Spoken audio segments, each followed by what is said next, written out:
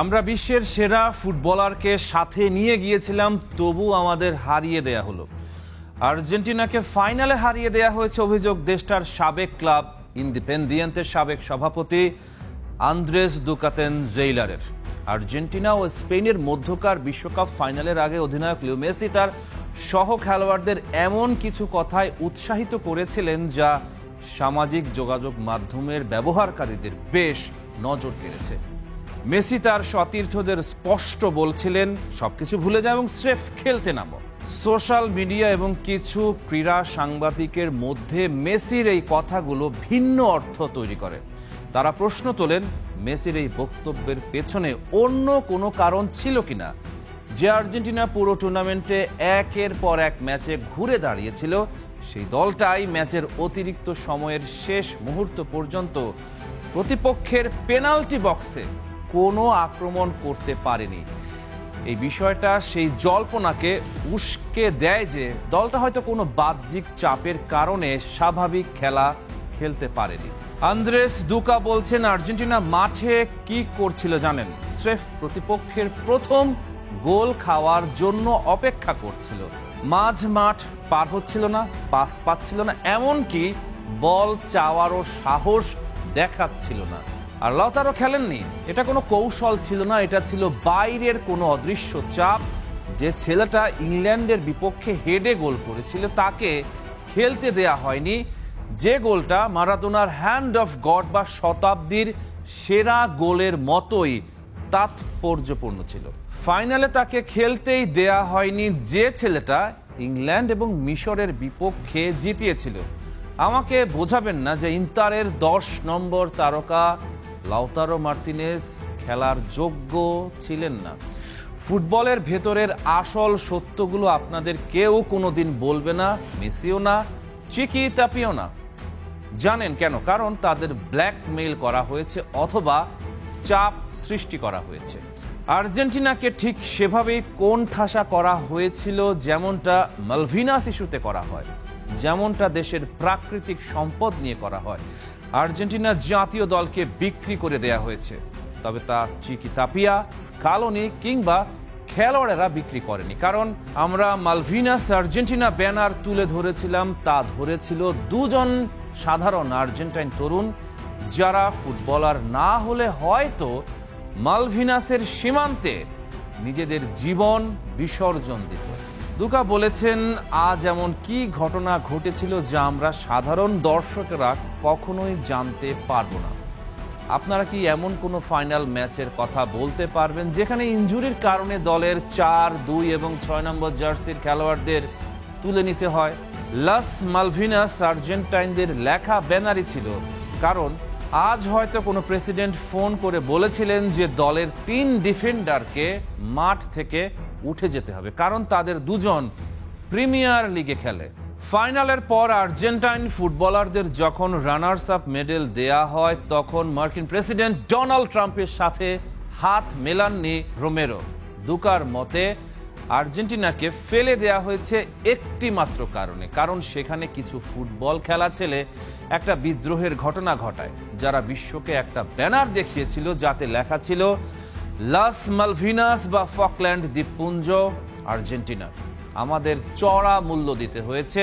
জাতীয় দলের খেলোয়াড়দের এই অদম্য সাহসের জন্য মূল্য দিতে হয়েছে ইংল্যান্ডের অহংকার গুঁড়িয়ে দেওয়ার সেই স্মৃতি এবং খেলোয়াড়দের বুক চিতিয়ে সেই পতাকা তুলে ধরার দৃশ্য, যা এই দেশের রাজনীতিবিদ বা নেতারাও কখনো দেখাতে পারেননি, তা কেউ আমার মন থেকে মুছতে পারবে না।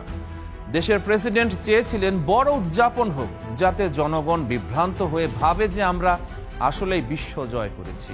প্রতিদিন যেভাবে আপনার বেতন, নিত্যপণ্যের দাম আর ঘরের বাজেটে আপনাকে ঠকানো হয়, ঠিক সেভাবেই ঠকানো হয়েছে। আমি প্রেসিডেন্টকে একাই দোষ দিচ্ছি না, সে তো এই ব্যবস্থার সাধারণ এক কর্মচারী।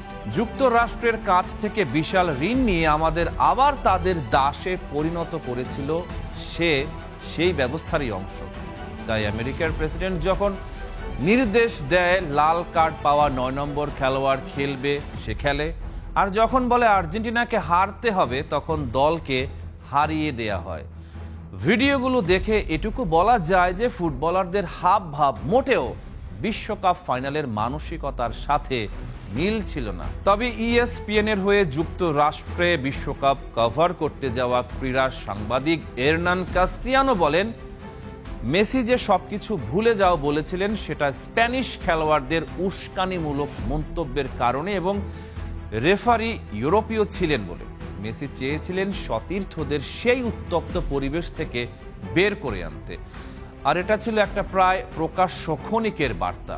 আর্জেন্টিনা হেরেছে কারণ স্পেন সেদিন ভালো খেলেছিল, আর দলের সবাই নিভৃতে এবং প্রকাশ্যে কেঁদেছে এটা জেনেই যে তারা মাঠে সবটুকু দিয়েছিল এবং তারা একসাথে পথ চলতে চায়। এমনকি তারা স্কালোনিকে রেখে দেওয়ার জন্য বোঝানোর চেষ্টাও করবে।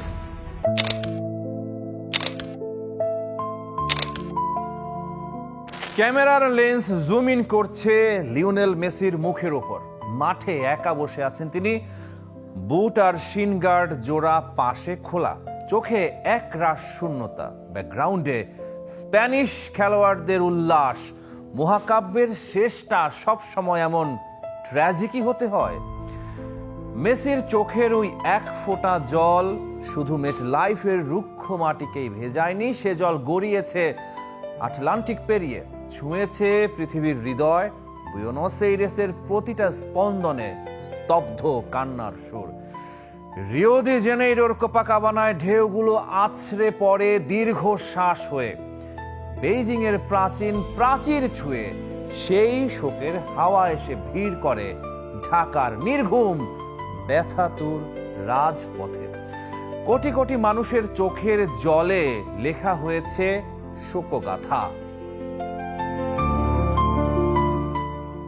অগণিত মানুষের হৃদয় বলে ওঠে পরাজয়ের এই যন্ত্রণাতেও তুমি আমাদের একমাত্র রূপকথা, কান্নাতেও তুমি আমাদের অবিসংবাদিত নায়ক। স্টেডিয়ামের কান ফাটানো কোলাহল, চারদিকে আতশবাজির রোশনাই, আর তার মাঝখানে মাঠের সবুজ ঘাসে একা বসেছিলেন সর্বকালের সেরা ফুটবলার লিওনেল মেসি, যে স্পেনের মাটিতে তিনি নিজেকে কিংবদন্তি হিসেবে গড়ে তুলেছিলেন, সেই স্পেনের কাছেই টাইটেল ধরে রাখার স্বপ্নভঙ্গ। পেলের ব্রাজিলের পর টানা দ্বিতীয়বারের মতো বিশ্বকাপ জয়ের যে ঐতিহাসিক মিশন নিয়ে আর্জেন্টিনা এসেছিল তা থমকে গেল অতিরিক্ত সময়ের শেষ মুহূর্তের এক নির্মম আঘাতে।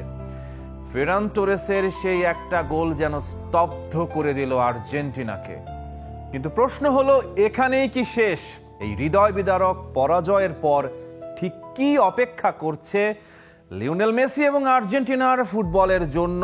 ফাইনালের পরিসংখ্যানটার দিকে তাকালে এখনো বুকটা কেঁপে ওঠে যে কোনো আর্জেন্টাইন ফ্যানের। পুরো ম্যাচে স্পেনের অন টার্গেট শট ছিল 12টা আর আর্জেন্টিনার 0।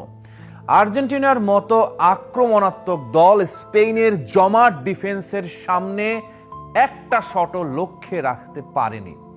তবু আর্জেন্টিনা লড়েছে, তারা লড়েছে রক্তাক্ত যোদ্ধার মতো।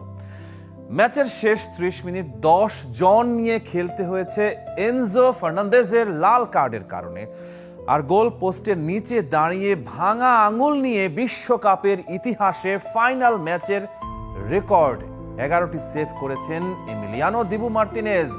কিন্তু ফুটবল বিধাতা এবার স্পেনের অপরাজেয় যাত্রাকেই মুকুট পরাতে চেয়েছিলেন। 38 ম্যাচ ধরে অপরাজিত থাকা স্পেনের কাছেই শেষ পর্যন্ত ভাঙল আর্জেন্টিনার সাম্রাজ্য। ফাইনালে হয়তো মেসি নিজের সেরাটা দিতে পারেননি, কিন্তু এই পুরো টুর্নামেন্টে 39 বছর বয়সী জাদুকর যা করেছেন তা এক কথায় অবিশ্বাস্য। বয়সের নিয়মকে বুড়ো আঙুল দেখিয়ে 39 দিনে 8টা গোল এবং 4টা অ্যাসিস্ট করেছেন তিনি।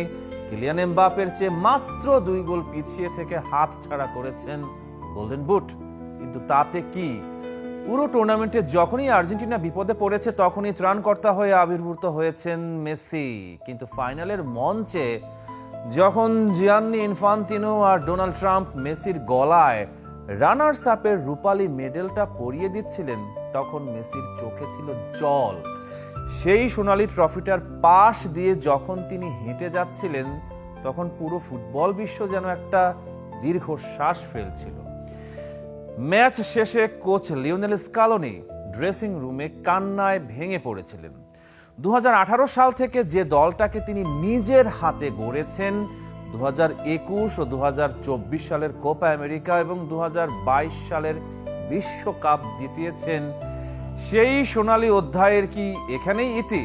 2026 সালের ডিসেম্বরেই শেষ হচ্ছে স্কালোনির চুক্তি। স্কালোনি স্পষ্ট বলেছেন, আবারও নতুন করে শূন্য থেকে শুরু করাটা ভীষণ কঠিন এবং যন্ত্রণাদায়ক, কিন্তু একই সাথে তিনি হুঙ্কার দিয়েছেন, এটাই ঘুরে দাঁড়ানোর সময়, আমাদের আবার রিসেট করতে হবে এবং নতুন করে শুরু করতে হবে। কিন্তু এরপর কি? লিওনেল মেসির আন্তর্জাতিক ক্যারিয়ার কি এখানেই শেষ? স্কালোনি বলেছেন, মেসি যতদিন চাইবেন ততদিন খেলবেন, কারণ তিনি সর্বকালের সেরা। তবে 39 বছর বয়সে এসে আরেকটা বিশ্বকাপের মঞ্চে মেসিকে দেখা যাবে কিনা তা কেবল সময়ই জানে। যদি এটাই মেসির শেষ বিশ্বকাপ হয়ে থাকে, তবে ফুটবল বিশ্ব তাকে মনে রাখবে এক মহানায়ক হিসেবে, যিনি ট্র্যাজেডির মাঝেও মাথা উঁচু করে দাঁড়িয়েছিলেন। আর্জেন্টিনার জন্য এখন সবচেয়ে বড় চ্যালেঞ্জ হলো রিবুট করা। মেসি, দি মারিয়াদের পরবর্তী প্রজন্মের হাতে ব্যাটন তুলে দেওয়ার সময় চলে এসেছে। Julian Alvarez, Enzo Fernandez, Alexis ম্যাকঅ্যালিস্টারদের এখন দায়িত্ব নিতে হবে। আর্জেন্টিনার ফুটবলের এখানেই শেষ নয়। তারা লড়তে জানে, তারা ভুগতে জানে এবং তারা ফিরে আসতে জানে। মেসির আইকনিক ছবি, হাতে অধিনায়কের আর্ম ব্যান্ড পরা, শান্ত দৃষ্টিতে স্পেনের উদযাপনের দিকে তাকিয়ে আছেন। মেসি হয়তো আজ হেরে গেছেন, কিন্তু ফুটবল রোমান্টিকদের হৃদয়ে তার সিংহাসন চিরকাল অক্ষুণ্ণ থাকবে। এই পরাজয় মেসির শ্রেষ্ঠত্বকে বিন্দু মাত্র কমাতে পারবে না। লিওনেল মেসিকে কি 2028 সালের কোপা আমেরিকায় আবারও আর্জেন্টিনার জার্সিতে দেখা যাবে, নাকি এটাই ছিল জাদুকরের শেষ আন্তর্জাতিক assignment? Rahman pair, star play.